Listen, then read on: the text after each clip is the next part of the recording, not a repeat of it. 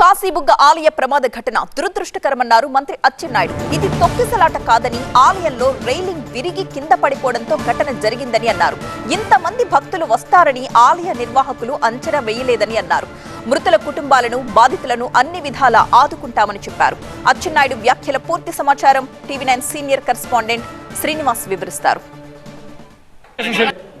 కాశీబుగ్గ ఘటనకు సంబంధించి మనతో మాట్లాడడానికి మంత్రి అచ్చెన్నాయుడు ఉన్నారు. ఆయన అడిగి మరిన్ని వివరాలు తెలుసుకుందాం. సార్, ఎన్ని గంటలకి ఘటన జరిగింది, ఏం జరిగింది అసలు?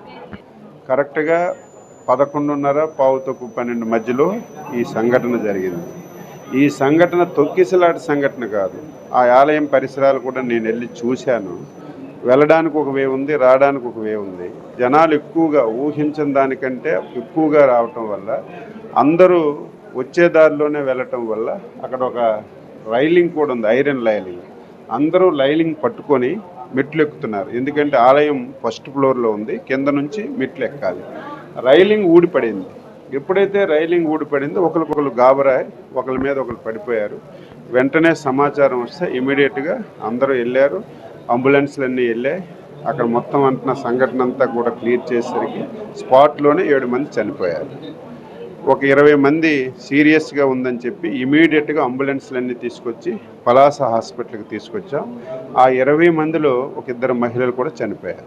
ఒక 9 సంవత్సరాల బాలుడు కూడా చనిపోయారు. అంటే ఇప్పటి వరకు 8 మంది మహిళలు, ఒక 9 సంవత్సరాల బాలుడు చనిపోవడం జరిగింది. ఇక్కడ నుంచి ఒక 3 సీరియస్గా ఉంటే ఇటు శ్రీకాకుళం, టెక్కలి, ఇటు పలాస హాస్పిటల్కి రెఫర్ చేయడం జరిగింది. మిగిలిన వాళ్ళు ఇక్కడే 21 మంది ఉన్నారు. వారికి ఎటువంటి ఇబ్బంది లేదు. ఒకళ్ళిద్దరికి చిన్న చిన్న ఫ్రాక్చర్స్ అయ్యాయి. మిగతా వాళ్ళంతా స్టేబుల్గా ఉన్నారు. ఎటువంటి ప్రాణాపాయం లేదు. ఈ సంఘటన జరగడం చాలా దురదృష్టకరం. ఊహించిన దానికంటే ఎక్కువగా ఈవేళ ఏకాదశి పర్వదినం, వెంకటేశ్వర స్వామికి ఇష్టమైన రోజు కాబట్టి మౌత్ టాక్ మీద విపరీతంగా రావటం వల్ల ఇది చేయలేకపోయాం. అయితే వెంటనే చంద్రబాబు నాయుడు గారు కూడా మాట్లాడి మీకు సంఘటన స్థలానికి రమ్మన్నారు. అదేవిధంగా లోకేష్ బాబు గారు కూడా అనునిత్యం పర్యవేక్షిస్తున్నారు. ఆయన కూడా సాయంత్రానికి ఇక్కడికి వస్తున్నారు. ఏది ఏమైనా సంఘటన చాలా దురదృష్టకరం. ప్రభుత్వం వెంటనే స్పందించి ఇక్కడ అన్ని సదుపాయాలు ఏర్పాటు చేసి ఫర్దర్గా డెత్స్ లేకుండా మౌలికమైనటువంటి వైద్య సదుపాయాలను అందించి ఒకవేళ అవసరం ఉంటే బయటకు కూడా పంపించేస్తున్నాం. చనిపోయిన కుటుంబాలకి పోస్ట్ మార్టం చేసి వాళ్ళకు కూడా ఆంధ్ర ప్రభుత్వం ఇప్పటికే 2 లక్షల రూపాయలు అనౌన్స్ చేసింది ప్రధానమంత్రి మోడీ గారు.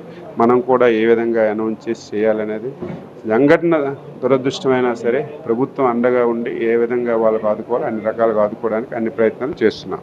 సార్, అంటే ప్రైవేట్ ప్రొటెక్షన్ కూడా పెట్టుకోలేదు సార్ ఆయన? వాళ్ళు ఊహించలేదు. ఆయనతో కూడా నేను రియాక్ట్ అయ్యాను. ఏంటి ఎందుకు ఇలా జరిగిందంటే అసలు ఊహించలేదు, ఇంతమంది వస్తారని ఊహించలేదు. మన ఎస్పీ గారు ముందు ఏకాదశి కాబట్టి గతంలో సంఘటనలు దృష్టిలో పెట్టుకొని ఇటువంటి సంఘటనలు జరగకూడదని ఈ జిల్లాలో ఒక 7 ప్రధానమైనటువంటి వెంకటేశ్వర స్వామి ఆలయాన్ని గుర్తించి ఆ ఆలయానికి ఎంతమంది వస్తారని ముందు అనుకుంటే ఇక్కడ ఒక 2000 మంది వస్తారని చెప్పి తెలిస్తే ఒక 6 కానిస్టేబుల్ని, ఒక ఎస్ఐని పెట్టారు.